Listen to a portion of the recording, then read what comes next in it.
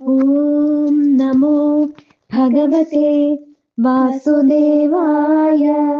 അവ്യക്തോക്ഷര ഇത്യുക്തസ്തമാഹു പരമാം ഗതിം യം പ്രാപ്യ ന നിവർത്തന്തെ തദ്ധാമ പരമം മമ. പുരുഷ സ പരഃ പാർത്ഥ ഭക്ത്യാ ലഭ്യസ്ത്വനന്യയാ യസ്യാന്തഃസ്ഥാനി ഭൂതാനി യേന സർവമിദം തതം. യത്ര കാലേ ത്വനാവൃത്തിം ആവൃത്തിം ചൈവ യോഗിനഃ പ്രയാതാ യാന്തി തം കാലം വക്ഷ്യാമി ഭരതർഷഭ.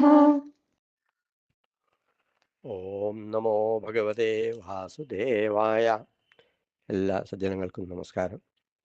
നമ്മൾ 21-ാമത്തെ ശ്ലോകം, 8-ാം അധ്യായത്തിൽ 21-ാമത്തെ ശ്ലോകം മുതൽക്കാണ് പഠിക്കുന്നത്. ഹരേ കൃഷ്ണ. അവ്യക്തോക്ഷര ഇത്യുക്ത തമാഹു പരമാം ഗതിം യം പ്രാപ്യ ന നിവർത്തന്തെ തദ്ധാമ പരമം മമ. വ്യക്തമാക്കി പറയുന്നു, നാശമില്ലാത്ത ലോകത്തേക്ക് എത്തണോ, നാശമില്ലാത്ത സ്ഥാനം പ്രാപിക്കണോ, എന്നാൽ ഭഗവാനെയാണ് ഭജിക്കേണ്ടത്. എങ്ങനെയാണ് ഭജിക്കുക? അതൊക്കെ വിശദമായിട്ട് മുമ്പുള്ള ശ്ലോകങ്ങളിൽ പറഞ്ഞു. ഇപ്പോൾ പറയുന്നത് എന്താണ്? അവ്യക്ത അക്ഷര ഇതിയുക്തം തം പരമാം ഗതിം ആഹു. പരമാം ഗതി, പരമമായ ലക്ഷ്യം എന്താ എന്ന് പറയുന്നു. ഏതാണത്? അവ്യക്തം, അക്ഷരം, നാശമില്ലാത്തത്. പരമമായ ലക്ഷ്യം നാശമില്ലാത്ത ലോകമാണ്, നാശമില്ലാത്ത സ്ഥാനമാണ്, നാശമില്ലാത്ത ഭഗവാനെയാണ് നമ്മൾ പ്രാപിക്കേണ്ടത്. ജീവിത ലക്ഷ്യം, പരമമായ ലക്ഷ്യം എന്താണ്? നാശമില്ലാത്തതായ ലോകത്തിലെത്തുക.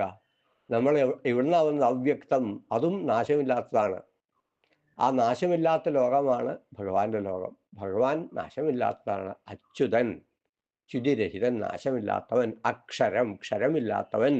അങ്ങനെയുള്ള ആ ഭഗവാനെ മനസ്സിൽ ധ്യാനിച്ചുകൊണ്ട് മനസ്സിൽ സദാസമയം ഉണ്ണികൃഷ്ണൻ മനസ്സിൽ കളിക്കുമ്പോൾ, അങ്ങനെ പൂന്താനം പറഞ്ഞ അതേ രീതിയിൽ ഭഗവത് സ്മരണയോടുകൂടി ജീവിച്ച് അവസാനം പരമമായ ഗതിയെ പ്രാപിക്കുവാൻ സാധിക്കുന്നു എന്ന് പറയുന്നു. എന്നാലോ യം പ്രാപ്യ ന നിവർത്തന്തേ തത്പരം പരമം ധാമ. പരമമായ സ്ഥാനം, ഉത്തമമായ സ്ഥാനം ഏതാണ്? ആ സ്ഥാനമാണ്. ഏതാണ് ആ സ്ഥാനം? ഭഗവാൻ. ഭഗവാനിൽ നിന്ന് വന്നവരാണ് നമ്മളെല്ലാവരും.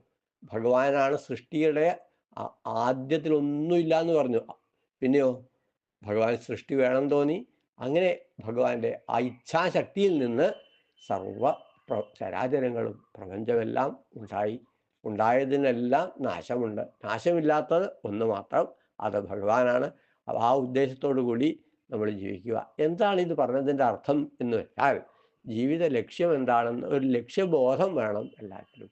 പിന്നെ വല്ലാതെ ഒന്നിനോടും ഒരു മമത വേണ്ട കാര്യമില്ല. ഉണ്ടായാൽ എന്താ കുഴപ്പം? അതൊക്കെ നാശമുള്ളതാണ്. ഇപ്പം സുഖം എന്ന് വിചാരിക്കുക. സുഖം നല്ലതാണ്, വേണമെന്ന് എല്ലാവർക്കും ആഗ്രഹമുണ്ട്, അതിനുവേണ്ടി പരിശ്രമിക്കുകയും ചെയ്യും. പക്ഷേ ഈ സുഖത്തിന് എന്തില്ല? ശാശ്വതമായ അവസ്ഥയില്ല.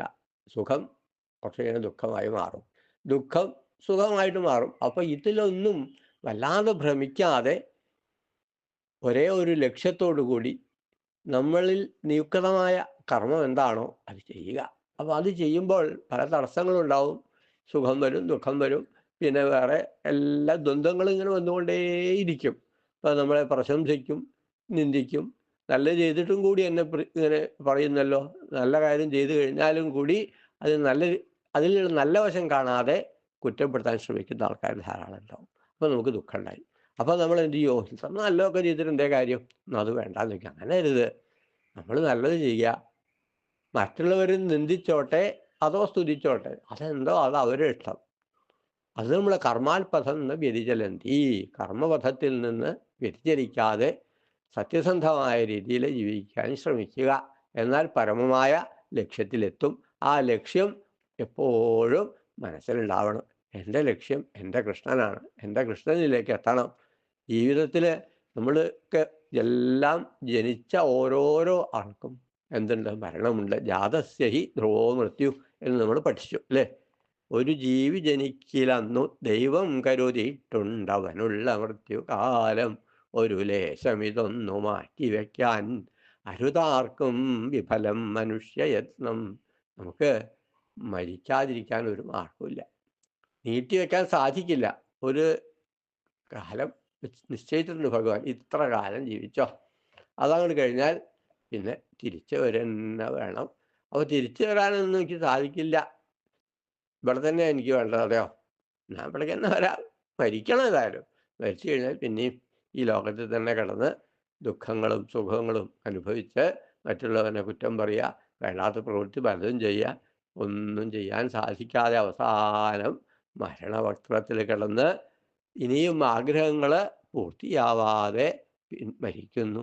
മരിച്ച് കഴിഞ്ഞാൽ പിന്നെയും പല ദുഷ്കർമ്മങ്ങൾ ചെയ്തിട്ടുണ്ടാവും, സൽക്കർമ്മങ്ങളും ചെയ്തിട്ടുണ്ടായിരിക്കാം. അപ്പോൾ ഇതിൻ്റെയൊക്കെ ഫലം അനുഭവിക്കാൻ വേണ്ടി വീണ്ടും ജനനം ഉണ്ടാവുന്നു. അങ്ങനെ ജനിച്ച് എനിക്കിനി ജന്മം വേണ്ട, നല്ലത് മാത്രം ചെയ്ത് പുണ്യകർമ്മങ്ങളും പാപകർമ്മങ്ങളും ഇങ്ങനെ തുല്യമായിട്ട് എത്തിക്കഴിഞ്ഞാൽ പിന്നെ നമ്മൾ പിന്നെയും കൂടുതൽ പുണ്യകർമ്മം ചെയ്യുക. പുണ്യം പാപം അങ്ങനെയൊന്നും ഉണ്ടോയെന്ന് ചോദിച്ചാൽ അതൊക്കെ ഏത് കർമ്മവും ഈശ്വരാർപ്പണമായി ചെയ്യുമ്പോൾ അത് പുണ്യകർമ്മമാണ്. അപ്പം നമ്മൾ മോശമായിട്ട് ചിന്തിക്കുന്ന പല കർമ്മങ്ങളുണ്ട് അല്ലേ. ജീവനുള്ള ആളെ കൊല്ലുക, അല്ലെങ്കിൽ മൃഗങ്ങളെ കൊല്ലുക, അതൊക്കെ മോശമായിട്ട് പറയാറുണ്ട്. അപ്പോൾ ആ മൃഗങ്ങളെ കൊന്ന് ജീവിക്കുന്നവൻ പോലും, ഇറച്ചി വെട്ടുകാരന് പോലും വലിയ ഒരു സ്ഥാനമുണ്ട് എന്നുള്ള കഥ നമ്മൾ പഠിച്ചു അല്ലേ. അവൻ്റെ മനസ്സിൽ ഈശ്വര, ഞാൻ എനിക്ക് ഇതാ ജീവിക്കാൻ വേണ്ടി ചെയ്യുന്ന കർമ്മമാണ്, അതിൽ ധർമ്മമൊന്നുമില്ല, വേറൊരു തെറ്റൊന്നും ഞാൻ ചെയ്യുന്നില്ല, ഇത് വെട്ടി മുറിച്ച് വിറ്റ് ജീവിക്കുന്നു, ആൾക്കാർ ഭക്ഷണമായിട്ട് അത് ഉപയോഗിക്കുന്നു, അത്രയേ ഉള്ളൂ. അപ്പോൾ അങ്ങനെ പുണ്യകർമ്മം പാപകർമ്മമായിട്ടൊന്നുമില്ല. നേരെ പറഞ്ഞ് വേറൊരാളെ കൊല്ലുക വെറുതെ, അത് മഹാപാപമാണ്. എനിക്ക് ജീവിക്കാൻ വേണ്ടി, അല്ലെങ്കിൽ എന്നെ ഉപദ്രവിക്കുന്നുണ്ട് അയാൾ, കൊല്ല, പണിയുണ്ട് കഴിക്കുക, എൻ്റെ പാർട്ടിക്കാരനല്ല, കൊല്ലുക, അതൊക്കെ മഹാധർമ്മമാണ്. അയാളെ കൊല്ലാൻ നമുക്ക് അധികാരമില്ല, അത് തെറ്റ്. അപ്പോൾ ഈ പുണ്യ പാപം എന്നൊക്കെ പറയുന്നത് ഏത് ലക്ഷ്യം എന്താണോ, ഈശ്വരമുഖമായിട്ട് ജീവിച്ച് ജീവിത ഉപാധിയായിട്ട് ജീവിക്കാൻ കാശ് വേണമല്ലേ, എന്തെങ്കിലും ഒരു തൊഴിൽ ചെയ്യുന്ന എന്തിനാ, അതിൽ നിന്ന് പ്രതിഫലം കിട്ടും, അങ്ങനെ ജീവിക്കുക. അങ്ങനെ സത്യസന്ധമായി ഈശ്വരാർപ്പണമായിട്ട് ജീവിച്ചാൽ പിന്നെ വേറൊരു ജന്മം എടുക്കേണ്ടി വരില്ല. ഭഗവത് രൂപം ധ്യാനിച്ച് മരിക്കാൻ സാധിക്കും. അല്ലെങ്കിലോ വേറെ എന്തെങ്കിലും പല ചിന്തകളോടുകൂടി മരിച്ചാൽ പിന്നെയും ജനിക്കേണ്ടി വരും അർജുന. അക്ഷരമായിട്ടുള്ള, തറക്ഷരമില്ലാത്ത, നാശമില്ലാത്തതായിട്ടുള്ള സ്ഥാനം എൻ്റെ സ്ഥാനമാണ്, എന്നെ പ്രാപിക്കൂ എന്ന് ചുരുക്കം. പിന്നെ പറയുന്നു, പുരുഷ സപരപാർത്ഥ ഭക്തിയാലഭ്യസ്ത്വനന്യയാ യസ്യാന്തസ്ഥാനി ഭൂതാനി യേന സർവമിദം തതം. ലോകത്തിൽ മുഴുവൻ വ്യാപിച്ചിരിക്കുന്ന ഞാനാണ് ഭഗവാൻ. വിശ്വം വിഷ്ണു വഷൽക്കാരോ എന്ന് നമ്മൾ സഹസ്രനാമത്തിൽ പഠിച്ചു. ലോകം മുഴുവൻ വ്യാപിച്ചിരിക്കുന്ന വിഷ്ണു ഭഗവാൻ, അത് ഞാനാണ്. ഞാൻ എല്ലാവരിലും ഉള്ളിലുമുണ്ട്, എല്ലാവരിലും നിറഞ്ഞിരിക്കുന്നത് ഞാനാണ്. എന്നിൽ നിന്നാണ് എല്ലാവരും ഉണ്ടായിട്ടിരിക്കുന്നത്. അങ്ങനെയുള്ള ഈ എന്നെ എന്ത് ചെയ്യണം? ഭക്തിയാലഭ്യ, ഭക്തിയോടുകൂടി നമ്മൾ വേറെ യാതൊരു ആളും ആശ്രയമില്ലേ കൃഷ്ണ, എനിക്ക് അന്യഥാ ശരണം നാസ്തി ത്വമേവ ശരണം മമ, അങ്ങ് മാത്രമാണ് എനിക്ക് ആശ്രയം എന്ന് വിചാരിച്ചാൽ അത്തരത്തിൽ ജീവിക്കുന്ന ഒരാൾക്ക് എന്തുണ്ടാവും? എന്നെ ലഭിക്കുവാൻ സാധിക്കും. എന്നെ ലഭിക്കാൻ ബുദ്ധിമുട്ടൊന്നുമില്ല. പ്രഹ്ലാദനൊക്കെ പറയുന്നുണ്ട്, ഒരു വിഷമവും കേട്ടോ, ഭഗവാനെ കിട്ടാൻ വിഷമമില്ല, ഭക്തി മാത്രം മതി. ഭക്തിയാഹം ഏകയാഗ്രാഹ്യ. ഭഗവാൻ ഉപഹാരങ്ങളൊന്നും കൊടുക്കണ്ട, വഴിപാടുകൾ ബുദ്ധിമുട്ടി കൊടുക്കൊന്നും വേണ്ട, മനസ്സ് മാത്രം ഭഗവാനിൽ അർപ്പിച്ചാൽ മതി. അങ്ങനെ ജീവിക്കാൻ വിഷമമില്ല. അസുരബാലകന്മാരോടാണ് പറയുന്നത്. അസുരന്മാരല്ലേ നമ്മൾ, നമുക്കൊക്കെ ഭഗവാനെ കിട്ടാൻ സാധിക്കും? അങ്ങനെ അസുരൻ സുരൻ ദേവൻ അസുരൻ ഇതൊന്നും വ്യത്യാസമൊന്നും ഭഗവാനില്ല. ഭഗവാൻ ഒന്നേ നോക്കുള്ളൂ, എന്താണ്? ഭക്തിയുണ്ടോ? ഭക്തിയുണ്ടെങ്കിൽ ആ ഭക്തന് എന്നിലെത്താം, അല്ലെങ്കിൽ അവന് ഞാൻ സുലഭനാണ്. എന്ന് ഭഗവാൻ പറയുക. അപ്പം നമ്മൾ കാണുന്ന ഈ ഭക്തി അല്ല ഉദ്ദേശിക്കുന്നത്. പ്രഹ്ലാദൻ്റെ ഭക്തി പോലത്തുള്ള ഭക്തി എന്ന് പറഞ്ഞാൽ ഭഗവാനെയാണ് വേണ്ടത്. അല്ലാതെ ഭഗവാനിൽ നിന്ന് ഓരോരോ നേട്ടങ്ങൾ കിട്ടാൻ വേണ്ടിയാണ് നമ്മൾ ഭജിക്കുന്നത്. ആ ഭക്തി ഒന്നാം കട ഭക്തിയല്ല, അതും ഭക്തനാണ്, ഭക്തിയാണ് എന്ന് ഭഗവാൻ പറയുന്നുണ്ട്. അപ്പോൾ അനന്യമായ ഭക്തിയോടുകൂടി ഭഗവാനെ ഭജിക്കുക എന്ന് പറഞ്ഞാൽ ഭജിച്ചിങ്ങനെ ഇരിക്കുക മാത്രമെന്ന് ഉദ്ദേശമില്ല. ഏത് കർമ്മവും ഈശ്വരാർപ്പണമായി ചെയ്താൽ അത് ഭക്തിയാണ്. ആ ഭക്തി മാർഗത്തിൽ കൂടെ സഞ്ചരിച്ചാൽ ഈശ്വരനിലെത്താം എന്ന് പറയുന്നു. പിന്നെ പറയാണ് എങ്ങനെയാണ് ജനന മരണം ഇല്ലാതിരിക്കുക. അത് ഒരു രീതിയിൽ പറഞ്ഞു കഴിഞ്ഞു. ഒന്നുകൂടി പറയാണ് എത്ര കാലേ ത്വനാവൃത്തിം ആവൃത്തിം ചൈവ യോഗിന പ്രയാതായാന്തി താം കാലം വക്ഷ്യാമി ഭരതഋഷഭ. എപ്പോൾ മരിച്ചാലാണ് ഇനി ജനനം ഇല്ലാതെയാവുക, എപ്പോൾ മരിച്ചാലാണ് ഇനിയും ജനിക്കേണ്ടി വരിക, അതൊക്കെ ഞാൻ വ്യക്തമായിട്ട് പറഞ്ഞു തരാം. ഏതു കാലത്തിൽ പ്രയാണം ചെയ്താൽ, ഏതു കാലത്തിൽ മരിച്ചാൽ യോഗികൾ ആവൃത്തിയില്ലാത്ത അവസ്ഥ പ്രാപിക്കുന്നുവോ, ഇനി മരണമില്ല, ജനനമില്ല, അങ്ങനത്തെ ഒരു അവസ്ഥ ഉണ്ട്. എങ്ങനെയുള്ള ഏത് സമയത്ത് എങ്ങനെ മരിച്ചാലാണ് ഇനി ജനനമില്ലാത്തത്, അതെല്ലാം ഞാൻ നിനക്ക് വ്യക്തമായിട്ട് പറഞ്ഞു തരാം. ഏത് കാലത്തിൽ മരിച്ചാൽ പിന്നെ ജനിക്കേണ്ടി വരില്ല, ഏത് ചിന്തയോടുകൂടി ജനിച്ചാൽ ഇനി എന്ത് വേണ്ടി വരില്ല, ജനിക്കേണ്ടി വരില്ല, മരണം അവസാനം. ഇനി ഭഗവാനിൽ എത്തിക്കഴിഞ്ഞു നമ്മൾ, ഇനി തിരിച്ചു വരണ്ട. തിരിച്ചു വരേണ്ട എപ്പോഴാണ്? മറ്റു ലോകങ്ങളിലേക്ക് പോയി കഴിഞ്ഞാൽ എന്ന് ഭഗവാൻ ഇതിനു മുമ്പ് പറഞ്ഞു.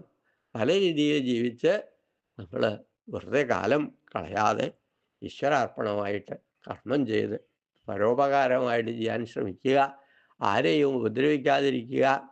പിന്നെ നമ്മൾ ചെയ്യുന്ന സമയത്ത് വല്ല ആർക്കെങ്കിലും ഉപദ്രവം വരണം എന്ന് വിചാരിച്ച് ചെയ്യരുത്. നമ്മൾ ഏതെങ്കിലും പ്രവൃത്തി കൊണ്ട് ആർക്കെങ്കിലും ബുദ്ധിമുട്ടുണ്ടാവുകയാണെങ്കിൽ, പക്ഷേ ഞാൻ അങ്ങനെ ആരെയും ഉപദ്രവിക്കാണ്ട് ജീവിക്കണം എന്നാണ് ആഗ്രഹിക്കുന്നത്, എൻ്റെ കർമ്മം കൊണ്ട് വല്ല അബദ്ധവും ആർക്കെങ്കിലും ഉണ്ടായാൽ അത് അവിടുന്ന് മാറ്റിത്തരണമേ എന്ന് പ്രാർത്ഥിച്ചുകൊണ്ട് ലോകാ സമസ്താ സുഖിനോ ഭവന്തു, എല്ലാവർക്കും നന്മയുണ്ടാവട്ടെ, എല്ലാവർക്കും സുഖമായിട്ട് ജീവിക്കാൻ സാധിക്കട്ടെ എന്ന് പ്രാർത്ഥിച്ചുകൊണ്ട് നമ്മൾ ഇന്നത്തെ ഈ ക്ലാസ് ഇത് അവസാനിപ്പിക്കുന്നു. 3 ശ്ലോകങ്ങളെ ഇന്ന് പഠിച്ചിട്ടുള്ളൂ.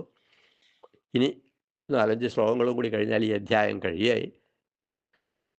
ശ്രീകൃഷ്ണാർപ്പണമസ്തു.